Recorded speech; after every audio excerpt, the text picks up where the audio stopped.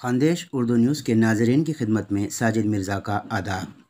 بہار کے نوادہ ضلع کے گاؤں گنگٹی میں ایک 25 سالہ مسلم نوجوان محمد اجن عمران کو بھیڑ نے بے تحاشا مار پیٹ کی، جس کے بعد جمعہ کو وہ زخموں کی تاب نہ لا کر چل بسا۔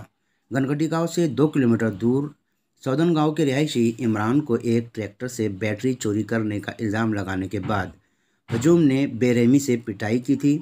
بری طرح زخمی عمران کو علاج کے لیے علاقے میں پرائمری ہیلتھ سینٹر میں داخل کیا گیا تھا، جہاں زخموں کی تاب نہ لا کر اس کی موت ہو گئی۔ یہ واردات جمعرات دوپہر 1 سے 2 بجے کے درمیان ہوئی۔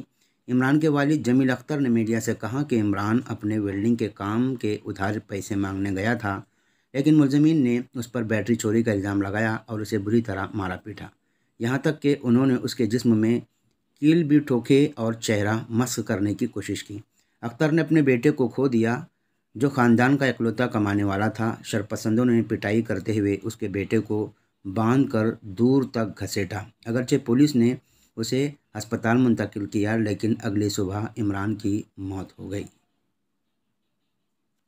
مقتول کے والد نے چوری کے الزام کی تردید کی ہے اور مجرموں کے خلاف سخت کارروائی کا مطالبہ کیا ہے۔ D S P Sanjay Prasad Sharma کے مطابق ضلع نوادہ سے جمعرات تک کم از کم 10 افراد کو گرفتار کیا گیا ہے۔ تحقیقات جاری ہے۔